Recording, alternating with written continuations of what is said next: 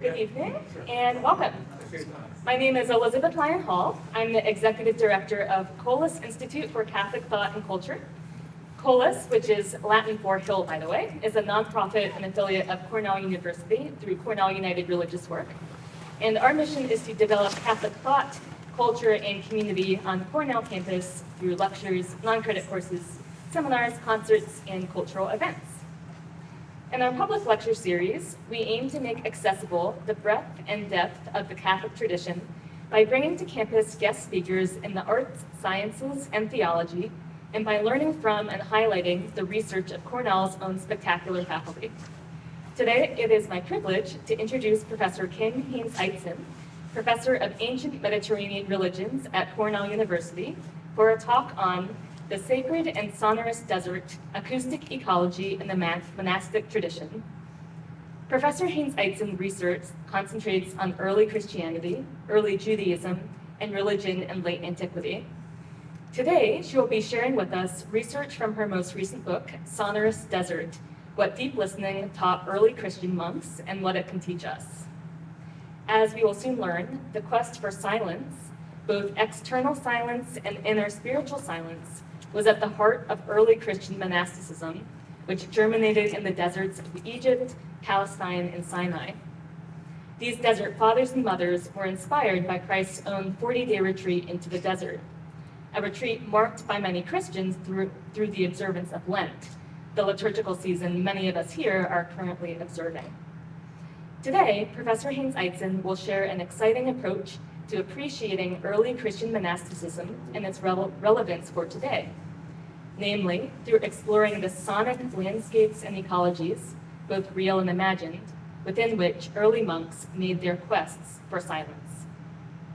Before we begin, I would like to thank our co-sponsors for this event: the Department of Music at Cornell, Chesterton House, Cornell Catholic Community, the Episcopal Church at Cornell, the Orthodox Christian Fellowship, and the Protestant Cooperative Ministry at Cornell. I would also like to thank the John Templeton Foundation.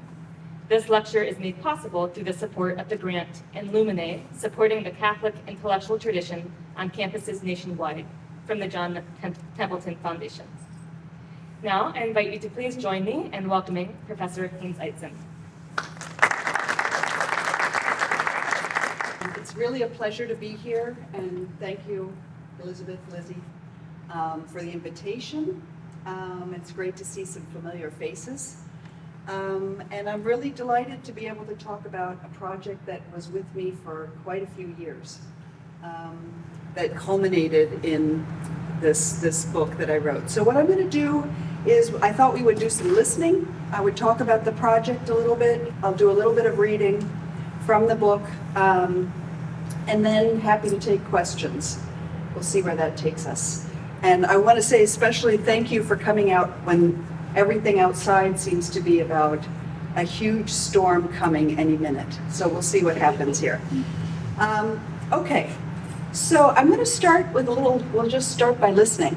And it's a little hard to do it in a room with fans and sounds outside, but see if you can listen to what you hear in terms of the range of sounds. And then I'm going to talk a little bit about how recording and acoustic ecology comes into the project in a few minutes.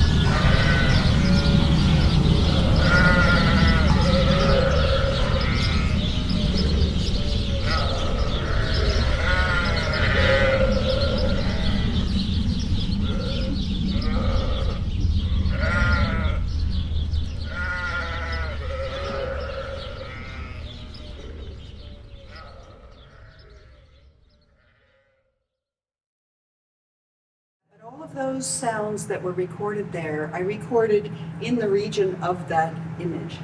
So one of the ways in which my project developed was to think about what are the sounds of the desert and how did those sounds influence the rise of Christian monasticism.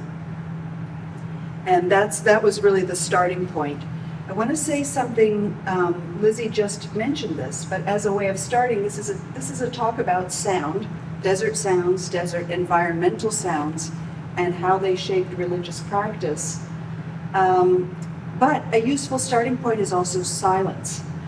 And especially given the season of Lent, there are many ways in which silence and Lent are often circling around each other, going together. We often think of silence as absence, the absence of sound.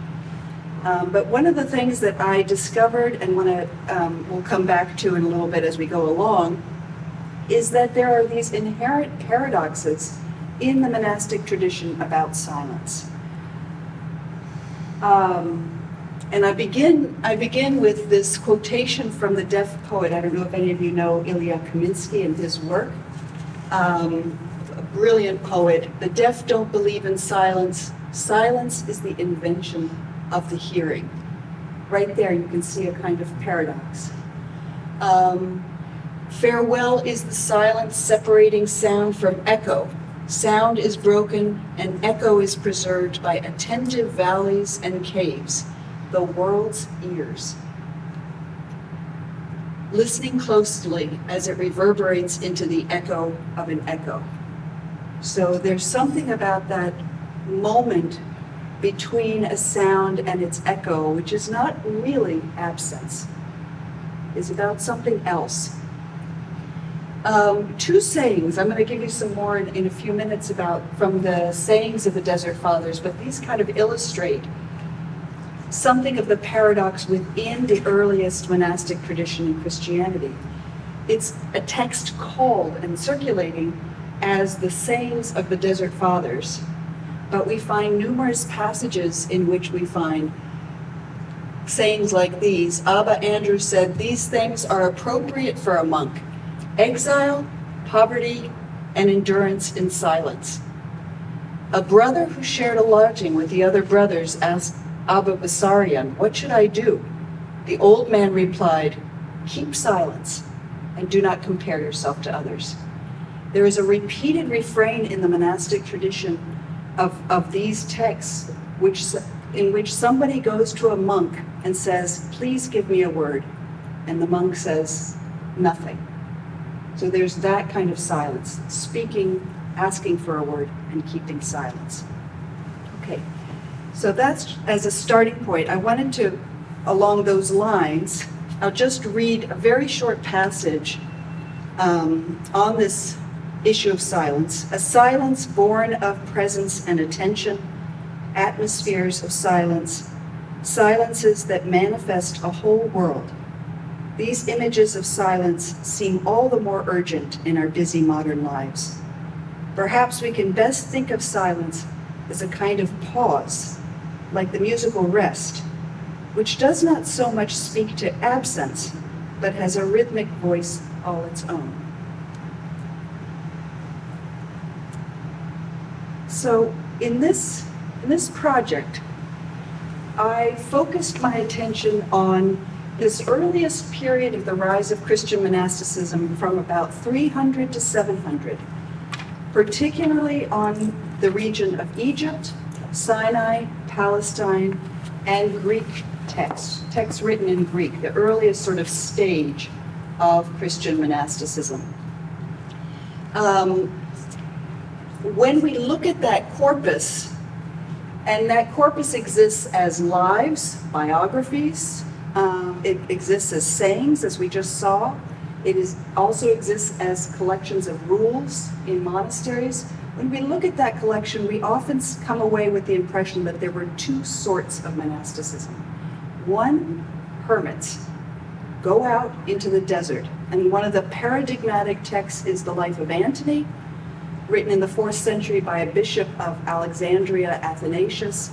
The arc of that story is Antony leaves his village in Upper Egypt, goes out in stages farther and farther into the remote desert.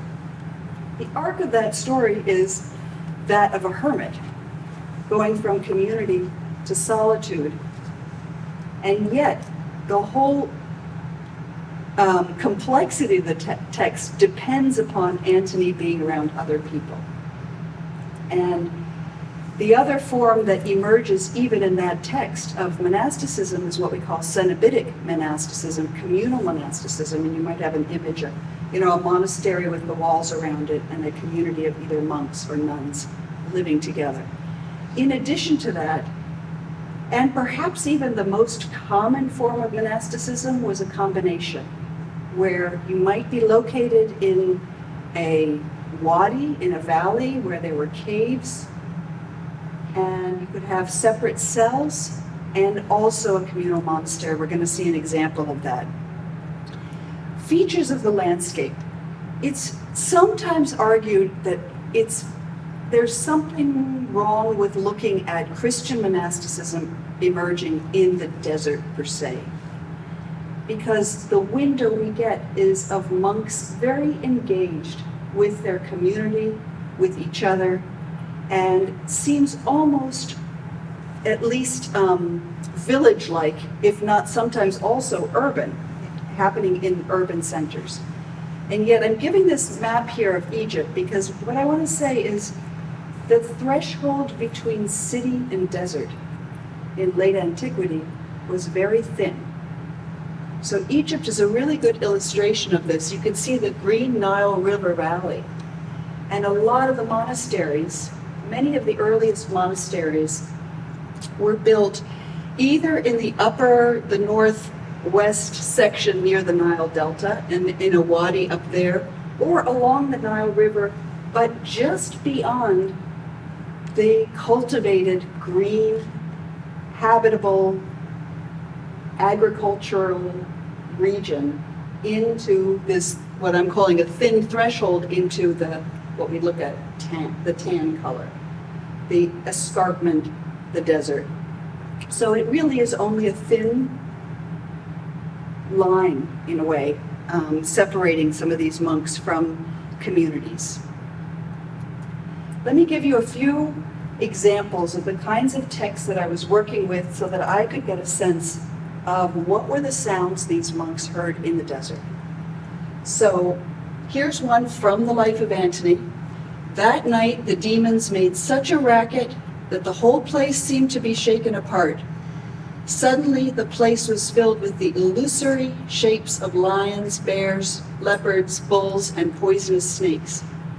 The lion was roaring, wanting to leap on him.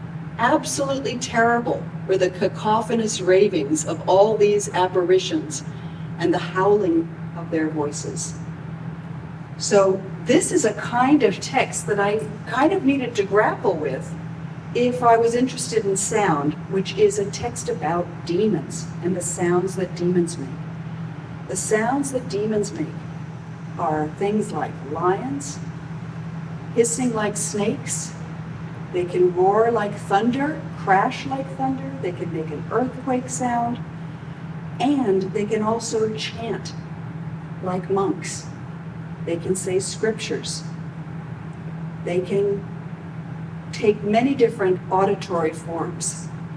Now, to our scientific minds, what are we going to do with demons?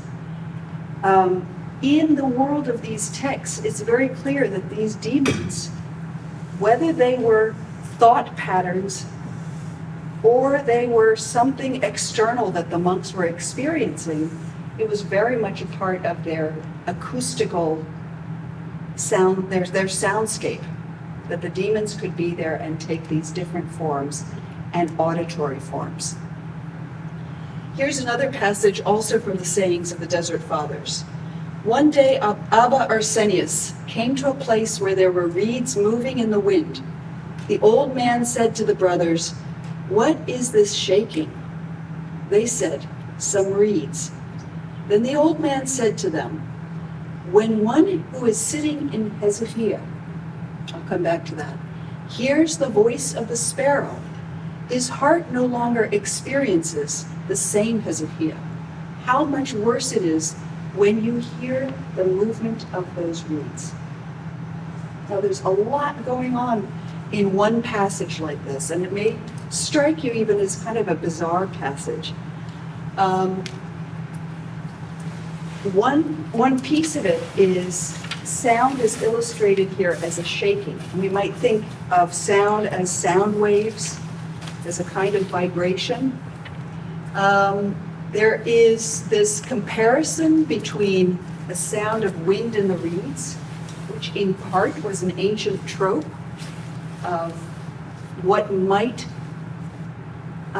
persuade you away from your concentration to hear something like the sound of the reeds. We find that in other texts. But a comparison between these sounds of the wind in the reeds and the sounds of birds. So in that first recording, that was partly my attempt to engage and have a conversation between modern recordings and these texts, where I was recording things like wind in the reeds and the sounds of birds. But then a key idea here is Hezekiah. And I see one of my students here. I just came from class where we talked about this. This is, if we think about silence in the monastic tradition as not speaking, when that comes up as an idea, it's not using this word. This word is much more complex, and it will contribute to a whole trajectory of Byzantine monasticism. It can mean stillness, it can mean silence, it can mean solitude, inner tranquility. It becomes to be something that you cultivate within yourself, a kind of quietude, a kind of peacefulness inside, in spite of all the distractions going on around you, all of the noises going on around you. And then we get little stories, lots of little stories that are not really talking about sound or concentration or silence, but they give us just a little sound bite or a little image, a sound image of the kinds of sounds that monks might have heard or did hear. So a later text in the 6th century, John Moskos's Spiritual Meadow, we visited the community of a holy elder in the Thebaid, and as we arrived at the monastery, huge dogs used by goatherds were growling on top of the wall. That's just the introduction to a whole story that has to do with sound and about, so here we just get growling dogs, a little like sound image of something that monks would have heard in their environment. But as the story goes on, it talks about a camel who is draws the water with a water wheel, and the machine makes a tremendously loud noise. And the story is, it was so loud that there were monks who missed the call to prayer because the machine overtook the sound of the call to prayer. We're going to listen to a call to prayer in a minute. And so the monks trained that camel to recognize that call to prayer and always to stop pulling up water. They trained it to be silent, to stand still, so that it didn't cover the sound of the call to prayer.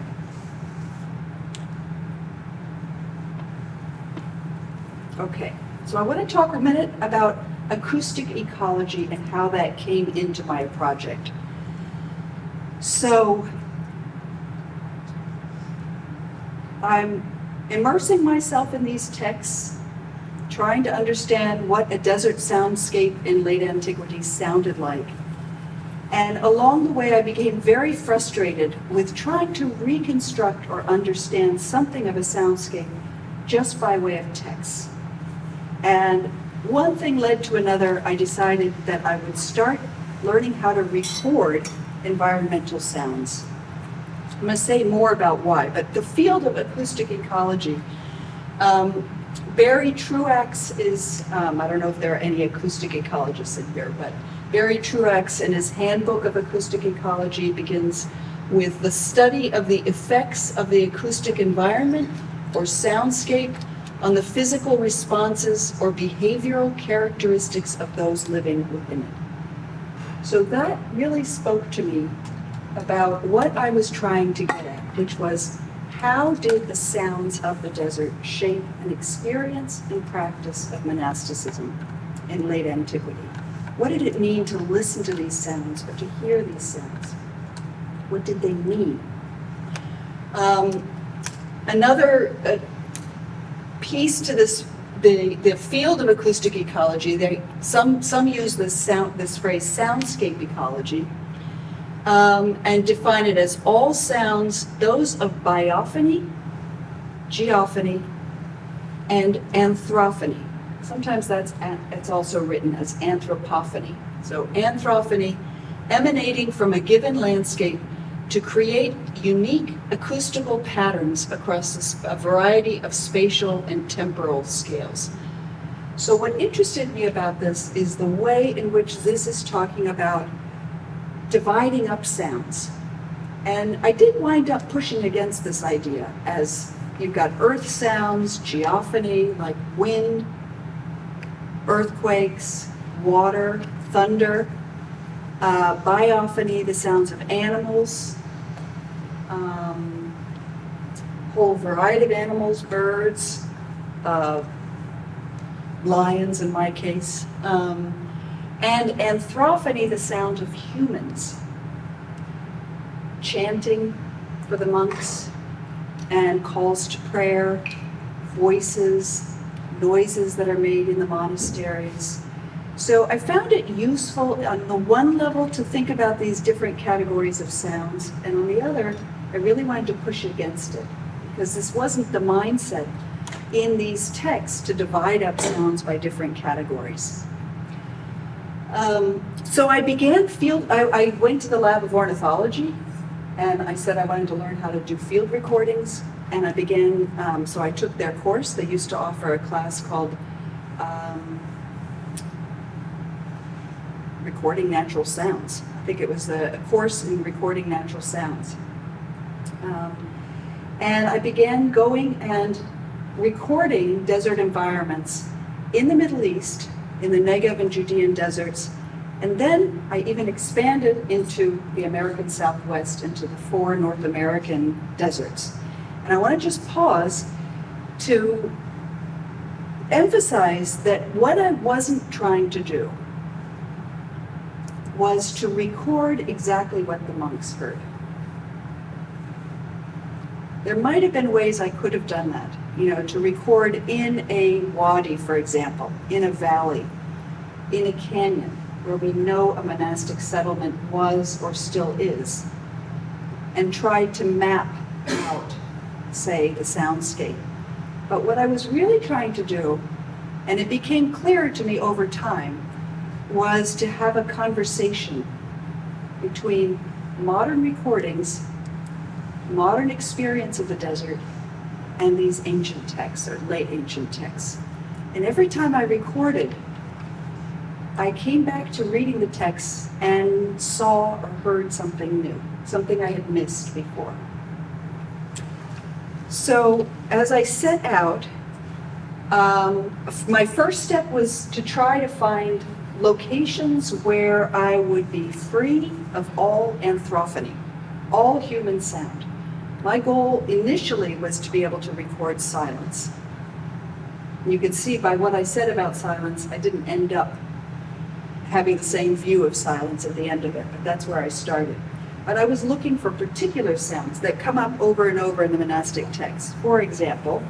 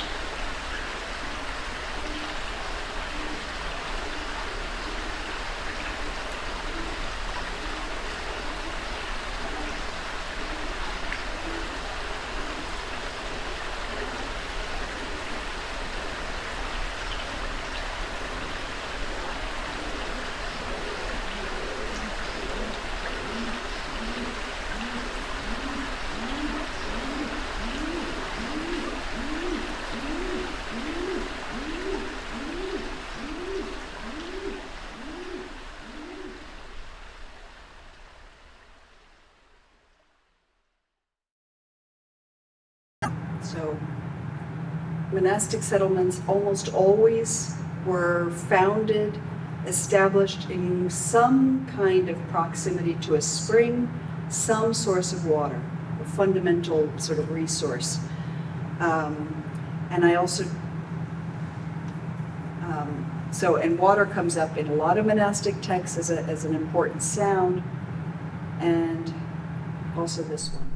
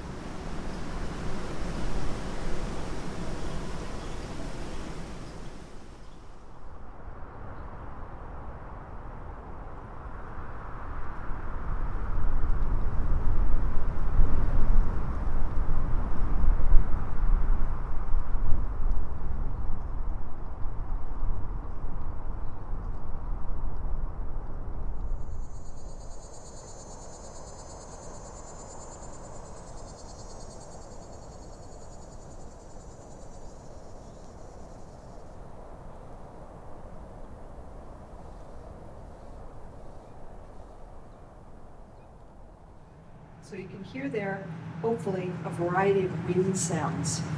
Wind comes up over and over in these monastic texts as a key kind of sound. You could hear there the sound, you might not have recognized what it was, a clanging actually of a windmill pulling up water, which resonates in terms of that story I just told about from John Moscas. You can see how I was kind of going. This is in the Mojave Desert, so in North America.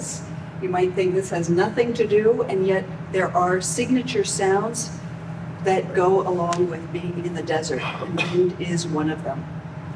A key sound. I spent some time at specific sites, and here I wanted to just highlight the example of a desert monastery, St. George of Joseba. It was probably it started as individual hermits along a canyon. You can see here the canyon wall on the left-hand side. Hermits, this is a wadi that is located just to the north of the road that goes between Jerusalem and Jericho. So it's a really good example of a monastery where this idea of threshold of what would be remote is very thin. It's not that far from Jerusalem. And it's just adjacent to what was the main road that would go, still is, between Jericho and Jerusalem. So I went to this monastery in particular because it's a very good example of a cliff monastery built right into the cliff. So what you see here on the left is the monastery as it looks today. And it's a little hard to see it on this image. You can see as you go up the cliff some smaller buildings. If you look at the cliff wall, if you walk down this wadi, and people do, they hike it these days. If you walk down the wall, you would see a combination of caves that were used by hermits.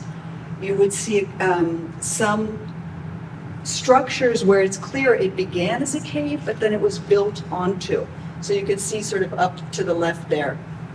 It's a good example of a communal cliff monastery, starting in the 5th century, built on for centuries afterwards, did go out of use for some centuries, but now today has a thriving monastic community. So I went to this monastery really eager to record the sounds of the wadi. And I was still really on a mission to find environmental sounds. And I didn't really want the sounds of people. And this was part of the journey of the book, was to discover that, in fact, the monastic tradition, the monastic texts I was working on, were always talking about the sounds of people. right alongside the quest for silence and solitude. So I went and you'll hear again, I'm going to play a little bit of a longer recording. It's about 2 minutes. And I should say that all these recordings go with the book. So there are QR codes for each chapter that include these recordings, a link to the recordings. What's useful to listen to here is the combination, actually, of environmental sounds and the sounds of humans. So you're going to hear chanting. The monks on that particular day when I arrived with all my recording equipment, they asked if I wanted them to sing for me in their chapel. It's a very beautiful, reverberant chapel. And initially I was like,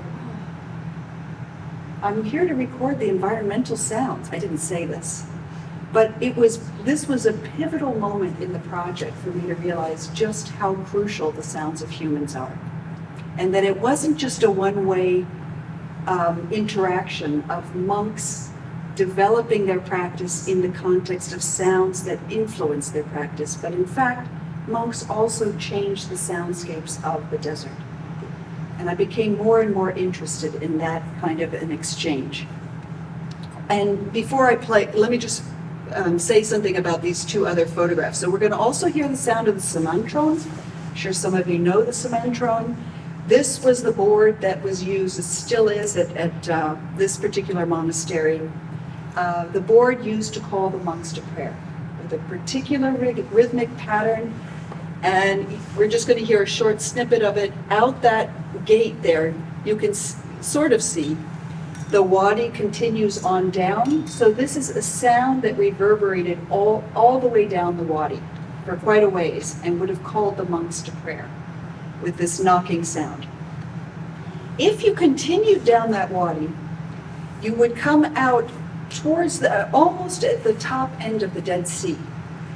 And there's several more monastic settlements, but one of them is Dir Hajla, which is now an archaeological site. At this particular site, you can see on the left there some caves and an old oasis now pretty much completely dried up. But this is the kind of environment we're talking about in this stage of monasticism. So let's listen a little bit here.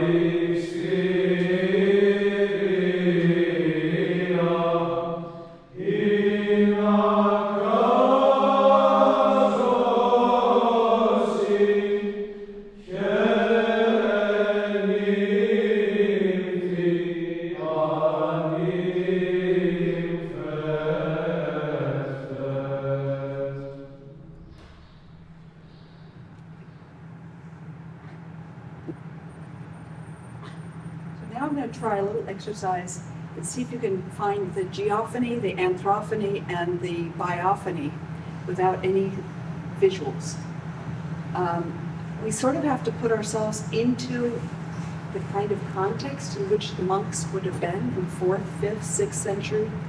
Dark, very dark at night. And sometimes not having any visual cues for what's creating the sound.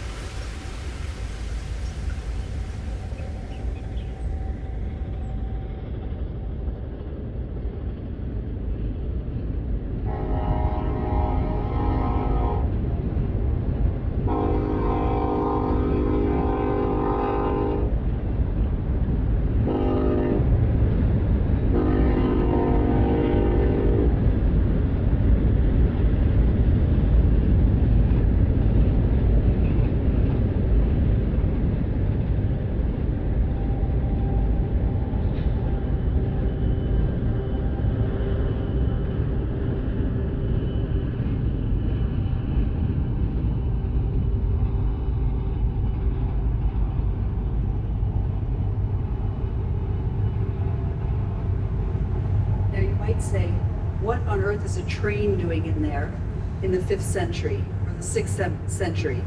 But by this point, I'd sort of given myself over to looking for a kind of reverberation without saying, this is exactly the sound of the 6th century, to saying, where are our images? Where is there a kind of conversation between the sounds we hear today in desert environments and the sounds they heard?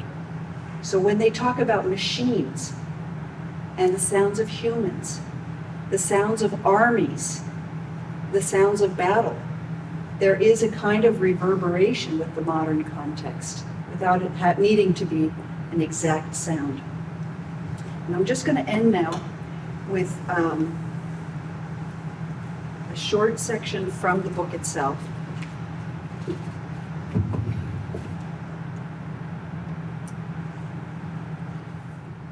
Our sounding world so deeply shapes our sense of place and our sense of who we are that we often forget to give sound the close attention it deserves. We live in a world of sound. Sounds encircle us, reverberate within our bodies, emanate from above and below. We are enveloped by the sounds of streets and traffic and labor, sounds of birds and trees and wind, of home and family and friends, of dissonance and violence, of voice and of silence. We swim in sound.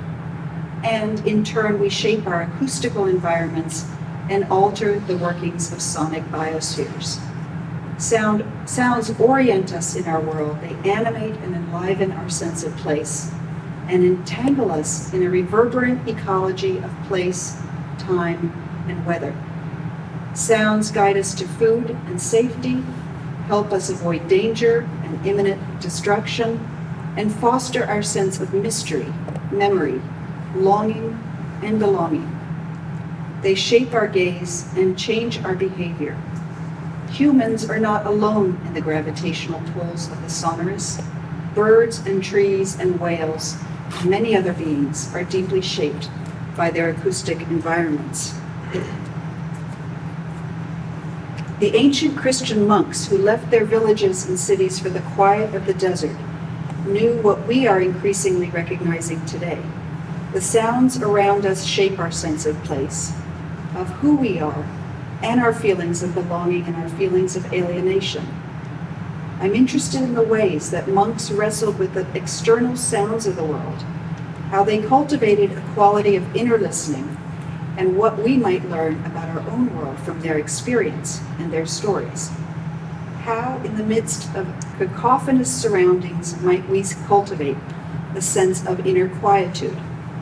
How might we protect the places that provide us with the solace of birdsong, wind, waves, and so many other natural sounds as our world thrums ever more noisy? These questions are at the heart of my inquiry into the past. For me, the desert, paradoxically both noisy and silent, is a compelling place to reconsider our care for the environment, and the first step is to listen. Thank you.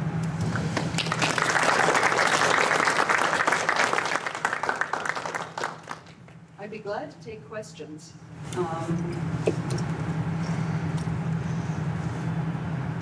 Or objections. Yeah. Did you notice any significant differences in the sounds in the different deserts you visited? One of the things, that's a good question, because one of the things I was looking for was signature sounds, sounds that were unique to a particular place.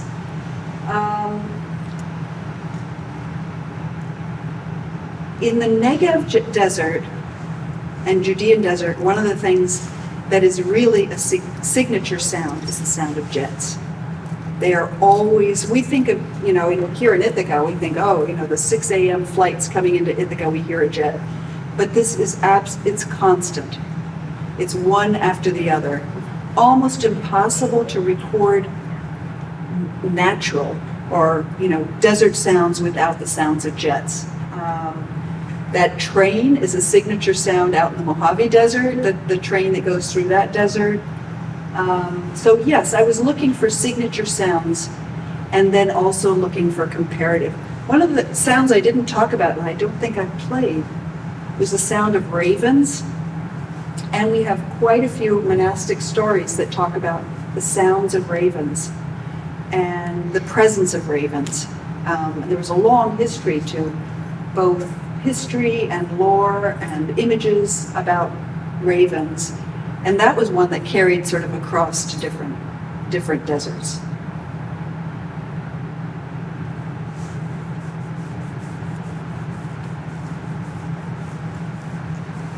I have a question. Sometimes desert monasticism is characterized almost like an innovation of Christianity. And I'm wondering if you could talk a little bit about where did this impetus come from? Is it truly an innovation of Christianity? Is it kind of building or synthesizing other traditions that were seeking kind of silence, solitude, and even geographically trying to find it in a desert? Yeah.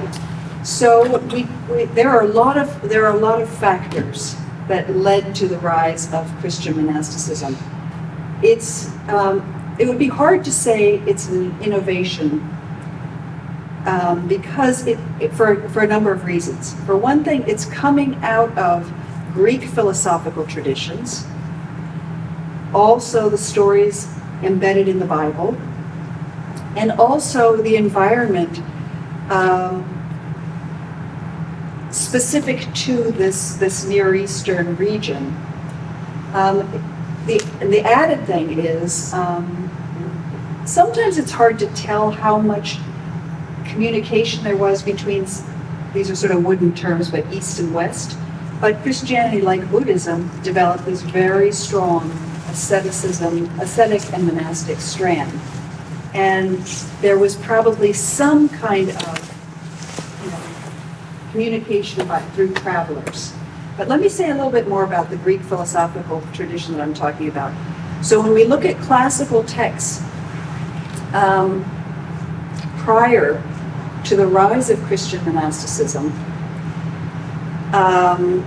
we see an idea about the need for self-control. enkrateia. And that's one of the key ideas that this movement develops, which is you need to discipline the body and control the emotions. So that's one piece to it. Of course, another big piece to how this developed was through the stories of Jesus in the Bible going out into the desert.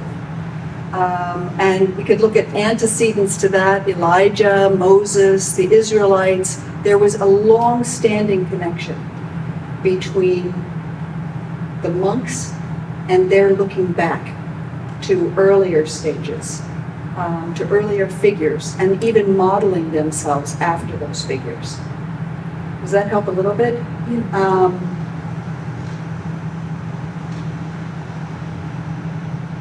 Yeah, so multiple routes, and not I don't think an innovation.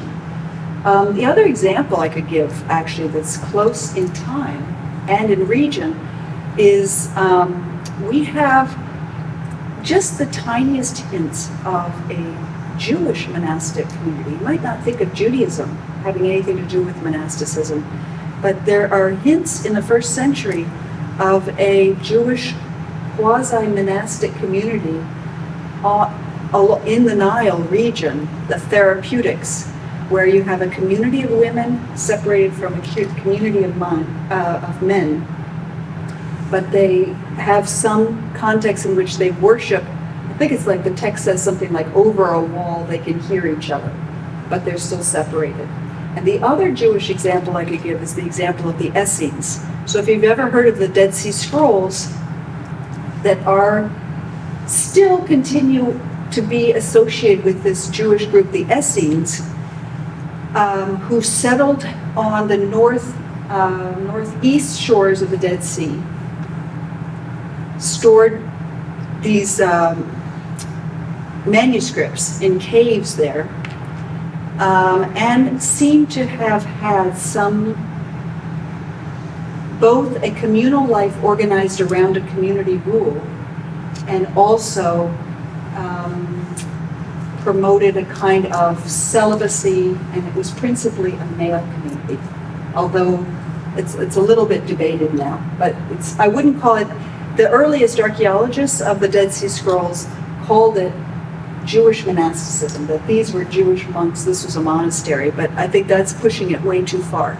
But there is some kind of antecedent there in Judaism too. So, I mean, partly I was actually trying to put myself into an environment where I would experience some of the emotions that they talk about. Fear. Now, there are many, many different ways that they interpret or think about fear. But, I mean, to your point about the demons, what do we do with it? It sounds, in many ways, so antithetical to our world. And yet, you know, we do use colloquial phrases like, I'm battling my demons today. What does that mean? In a way, they bring this idea to the surface, which is demons are real. This is a world in which it's not just a remote divine world and human world. It's tremendously complex, and there are lots and lots of intermediaries. We were reading a passage in my course today on desert monasticism where it talked about some who are in the air. It doesn't use, I don't think that passage used exactly the word demons, but it's clearly there's an idea that there are other entities, beings, presences. Maybe that's a good, spirits that are out there. One of the striking things is it's not in the mindset of the texts themselves, it's not just imaginary, because you can be beat up by a demon. You can be physically assaulted. And there are quite a number of stories where monks are getting assaulted as though a mob is assaulting them. And it's demons. And they are tricky. They are also very tricky because they can chant psalms just like the monks. They can sing the liturgy just like the monks. So it takes tremendous practice to be able to discern what's what. Was there a question over here? Yeah. You mentioned ravens. Did you pay any regard to altitude and elevation, especially looking at valleys versus mountains out in the desert? For ravens particularly? Yeah, I've done a lot of mountaineering around the world, and I always see ravens at high altitude. Is that part of the research in any way? The only way, I mean, I thought about altitude. I mean, ravens are often, yes, associated with mountainous regions, but they're also very present in deserts and very low elevations if there are, you know, humans around and water sources.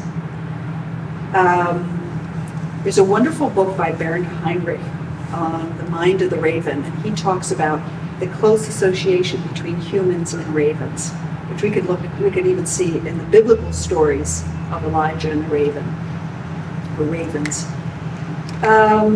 The only way I really addressed altitude was to ask about the kinds of cliff monasteries and why in some of the texts it specifically cites those monasteries in the middle of the mountain, in the middle of the cliff. Not at the bottom and not right on the top, but somewhere in the middle region. I tried to think about whether that has to do with what the acoustics would be like, or the kind of echo that reverberates when you're in the middle, whether it has to do with not privileging, say, if you're in a wadi where there's constant running water, if you're at the bottom, that's the dominant sound, that's your keynote, whereas midway up you might hear that as well as other kinds of sounds. I do, there's a chapter on mountain. It ends, next to the last chapter is on mountain spirituality and looking at the siting of St. Catherine's Monastery in Sinai and its connection to Mount Sinai. But I don't think in there's anything specific to ravens. Is there another question? Can you ask about the monastic communities that are still practicing that you visited in your interaction with the inhabitants? So I don't know to what extent, if any, you kind of revealed the scope of your project to the monastery, or if you received any feedback about how the current inhabitants might be reacting to their acoustical environments spiritually or kind of practically. Yeah. So when I went to this St. George of Kosovo, I can give this, I have a couple of examples I can talk about. So I went to this monastery and I said, the abbot sat with me and a colleague of mine who's Greek Orthodox who could translate because he was speaking mostly in Greek. And I do ancient Greek but not modern Greek. So I said I wanted to record the sounds of the wadi and I wanted to record the sounds of the monastery, and the first thing he did was pull out his cell phone and said, oh yeah, I've been doing that too. So that seems sort of counterintuitive to us, but he had been recording the sounds of water, the sounds of birds. He had a particular bird, a starling, I think, that would come to his room, his cell, his hermitage, every day and tap on the window. He would tap back, and then one day it didn't come anymore. He was really sad about that. He talked about winters where the sound of the rushing water, where the water rises. That's a monastery where the water is always running through that stream, but it gets different levels. So he talked about how incredibly loud the water was, that it drowned out everything else. He talked about hikers that get into trouble and helicopters have to come into the canyon to take them out. So he had a lot of stories about, clearly he was very attuned to the soundscapes of that canyon. Interestingly, he said, the only two silent things in the desert are serpents, snakes, and demons, which I thought was so interesting as a counter, in a way, to the story of Antony, which is completely filled with the sounds of demons. But for this abbot, those were the two silent things. I visited a number of monasteries out in the Southwest. One was a women's monastery in eastern Arizona. And I talked to them, yeah, about the project and tried to get a feel for what they hear. At that particular monastery, what struck me is just how many fountains were built all around the monastery. It's incredibly, it's flat where this monastery is built, but it's right in the shadow of a tall mountain. And it's very desert. I mean, it's really scrubbed, very dry. And throughout the whole monastery, there were just numbers of fountains, which create a kind of soundscape. Yeah. I was wondering if in reading the writings, there's a parallel drawn. So I was listening to some of the desert recordings, and the birds are so like sharp. And you have this kind of like hum of water, or this hum of like wind, and maybe like sharp hints of birds, which sounds like almost like a city. But I was wondering if people talk about like you have this contemplative tradition of like memorizing a text or like going over and over a text, and then insight comes and it's like breaking it apart.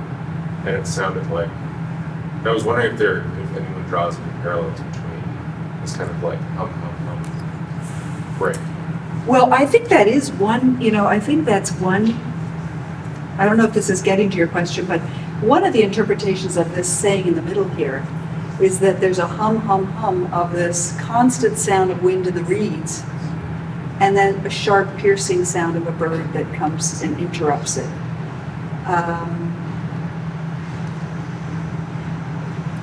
So then the reeds is like you being just maybe distracted by the process or something. Yeah, I mean, it's hard to map it onto a specific. The way that maps on, I guess, to the practice is a lot of the sounds that are talked about are really crashing. There's incredible, the vocabulary in these texts is very much, even the sound of the Greek words they're harsh when it's talking about the crashing of thunder. Or like an earthquake, disturbance, what disturbs you? I don't know if this is quite getting to your question though. It's just like I guess that this is the middle of the saying is close to what I'm asking about. It's like insight as parallel to the kind of like sharp sounds of the. You mean like a Hezekiah, the internal insight, the inner calm? Yeah, or like talking about interpretation, like when you understand, and I guess there's a parallel, like maybe a poem or something, like having an understanding that breaks through when you're like contemplating a mysterious or difficult text. If that makes sense. Yeah, I think where it comes in sometimes is with voice. That voice is one of the sounds, whether it's the voice of another monk, or it's the voice of pilgrims coming, or it's the voice of children. We have a number of stories about children at monasteries. The voice is a really tricky one. Yeah. I didn't Augustine too. Yeah. Yeah. So I'll invite you to, let's continue this conversation perhaps over some food at the reception. Thank you so much just for this.